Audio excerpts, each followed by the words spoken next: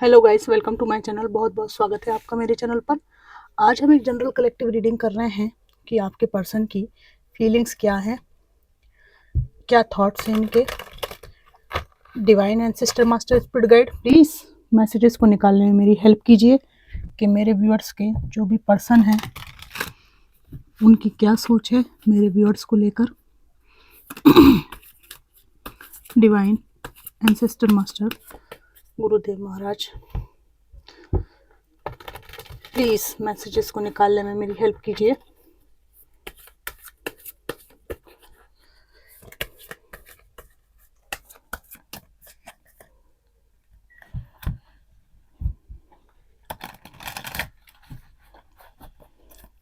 Thank you divine, thank you thank you. आपके person सबसे पहले ये सोच रहे हैं कि पास्ट में जो कुछ भी आपके बीच में लड़ाई झगड़ा हुआ वो क्यों हुआ, किन वजहों से हुआ, और वर्तमान में अगर ये यहाँ पर आते हैं तो यही पैटर्न रिपीट होगा अगर आपसे ये पहल करते हैं। क्योंकि अब इनके पास मुख्य मुद्दा ये है, इनके जहन में ये मुख्य मुद्दा है कि रिश्ता तो ख़त्म हो चुका है, तो किस हिसाब से फिर ये आपके पास अप्रोच करें। और ये जो रिश्ता है काफ़ी टॉक्सिसिटी, लड़ाई झगड़े, एब्यूसिव लैंग्वेजेस और शारीरिक चोट पहुंचाना कुछ लोगों के केस में, ये सब करने के बाद में अंत हुआ है। तो ये कैसे आए, लेकिन ये ट्रैवलिंग करके आपके पास आने का सोच रहे हैं कि किसी तरह से आपके पास आया जाए, बट स्टक हैं। स्टक किस लिए हैं? क्योंकि इनके पास में ये बात है कि इन्होंने जीवन में जो कुछ भी अच्छा था, जो लोग इनको चाहने वाले थे, इनको लेकर चलने वाले थे साथ में, उन सबको ठुकरा दिया है। अपने जीवन में अच्छे रिश्तों को खोने का जो दुख है उसमें ये व्यक्ति डूबे हुए हैं, ठीक है। और इनको ऐसा लगता है कि इनके जीवन में बहुत ज़्यादा धोखे हो रहे हैं, बहुत ज़्यादा ट्रॉमास हो रहे हैं, सो नहीं पाते हैं, सोचते रहते हैं। इनको लगता है दुनिया बहुत बेकार है, हमेशा धोखा देती है, ठीक है, कुछ भी अच्छा नहीं है। लेकिन पास्ट में जब ये आपके साथ थे तो काफ़ी अच्छा इनका जीवन था। आज ये जो है ना काफ़ी स्टक है, लेकिन 5 की जो अच्छी सुंदर स्मृतियाँ हैं उनको ये रात में सोचते रहते हैं, मेमोरीज़ को ये रिकॉल करते हैं। इनकी फीलिंग्स में ये है कि बहुत कुछ दबाए हुए हैं मन में, ठीक है। लेकिन या तो इनके जीवन में किसी सिचुएशन का दबाव है या कोई थर्ड पार्टी है जिसकी वजह से ये 2 सिचुएशंस में से कुछ चूज़ नहीं कर पा रहे हैं और अपने दिल की बात दिल में ही दबाए हुए हैं, ठीक है। वहीं ये बात भी है कि इनको ये भी लगता है कि आप इतने ओपन अप नहीं रहे इनके साथ में। इनको लगता है आप रिस्क टेकर हो चुके हैं, आपको कोई फ़र्क नहीं पड़ता कि कोई आपके बारे में क्या सोचता है, ठीक है। ख़ासकर इनके सोचने विचारने से आपके जीवन पर कोई असर नहीं हो रहा है। इनका ऐसा विचार है कि इनके द्वारा जो कुछ भी व्यवहार किया गया उसकी वजह से अब आप क्वीन ऑफ सोर्ड्स हो चुके हैं, आपको कोई फ़र्क नहीं पड़ता, आपको अपनी हर चीज़ का जवाब चाहिए।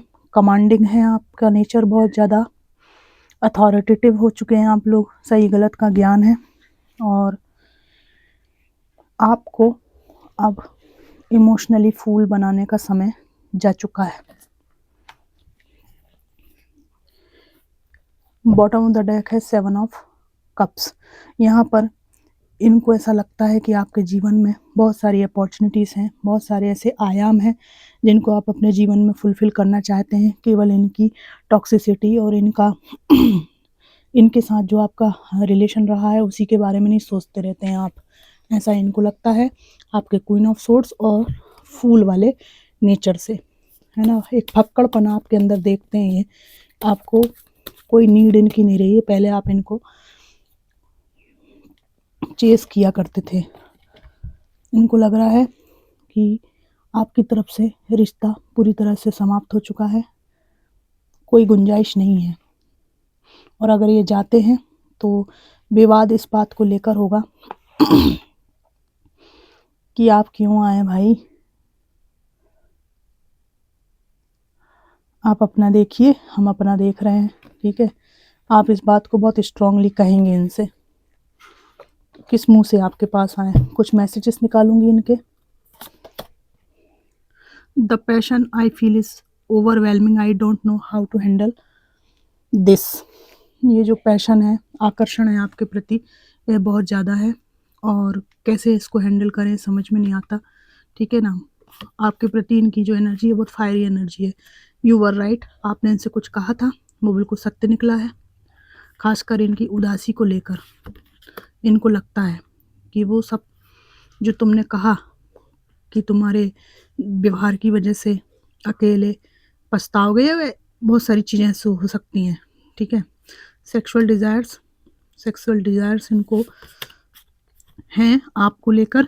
आई can't talk to you right now, ये थर्ड पार्टी में फंसे हुए हैं या कोई ऐसी स्थिति, पारिवारिक दबाव जिसकी वजह से बात नहीं कर सकती आपसे। Please do what is best for your heart. ये कहते हैं इन्होंने जो कुछ भी आपको तकलीफ़ दी है उसके कारण इनको पछतावा भी है और कहीं ना कहीं दिल के कोने में ये भावना भी है कि आपको भी अपना जीवन ठीक से जीने का अधिकार है।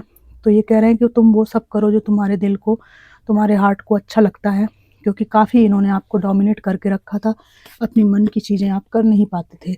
I can't express my self, मैं खुद को व्यक्त नहीं कर सकती हूँ या नहीं कर सकता हूँ, ये कह रहे हैं।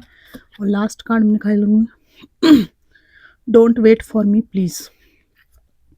ये कह रहे हैं कि प्लीज़ मेरे लिए इंतज़ार मत करो, क्या भरोसा कि मैं तुम्हारे लिए कोई एक्शन ले पाऊँ या ना ले पाऊँ, इस तरह की बात है यहाँ पर। आने पर लड़ाई झगड़ों का भय, ठीक है ना। इधर आपके जीवन में बहुत सारे ऑप्शंस हैं, इसके कारण इनको एक वो लगती है, थोड़ी सी झिझक होती है आपके पास आने को कि क्या कमी है आपके पास में। इन्होंने आपको ठुकराया तो आप कोई कम थोड़ी हो इनसे, सब कुछ चीज़ें आपको संसार में मिल सकती हैं। रिश्ता ख़त्म हो चुका है, टावर का काम कार्ड है, डेथ का कार्ड है।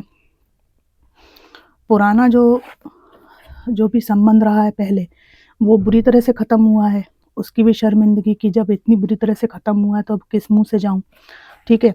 वहीं पर आपकी ये जो एनर्जी है कि आप इनको लगता है आप इनको मिस भी नहीं करते, आपको कोई लेना देना ही नहीं है। दूसरी तरफ ये वाला कार्ड, ठीक है, और अगर ये लेना देना बनाएंगे आपसे तो आपके सवालों के जवाब देने पड़ेंगे। तो इस सब ऊहापोह में कि असमंजस में कि क्या करें क्या नहीं करें, इन सब चीज़ों में ये स्टक हो चुके हैं। इनको समझ में नहीं आता कि आपके अब इस वाले व्यक्तित्व को कैसे हैंडल करें। एक व्यक्तित्व था जब आप इनके आगे पीछे घूमते थे, पर अब ये व्यक्तित्व है आपका जब आपको इनकी कोई नीड खासकर अब नहीं रही है, ठीक है। तो व्यक्ति जो है आपकी तरफ से जो स्ट्रॉन्ग बाउंड्रीज़ हैं उनकी वजह से नहीं आ पा रहे हैं, ऐसी बात है मुख्य रूप से। तो फ्रेंड्स, ये थी जनरल कलेक्टिव रीडिंग। आपके पर्सन की फीलिंग्स क्या है, ये आपको कितनी मैच करी ज़रूर बताइएगा। Thanks for watching.